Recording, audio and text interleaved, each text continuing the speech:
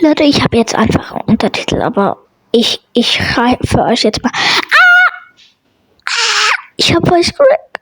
Oh mein Gott. What the fuck? Ich habe Voice Crack.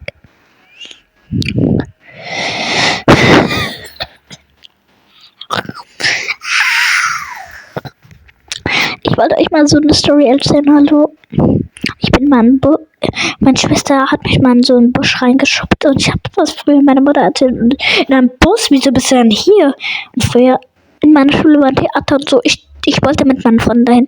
So, die sind vorgegangen, weil da war ich so 7 oder 6. Aber ich bin allein zu meiner Schule gelatscht und ich habe dieses Theater und da musste man bezahlen. Wie ich einfach mich rausgeschlichen habe. Ich habe mich einfach rausgeschlichen und niemand hat bezahlt. Und von meiner Schwester, die vorne stehen, da hat sich nur so gedacht, what the fuck? Wieso ist die hier? Bye bye.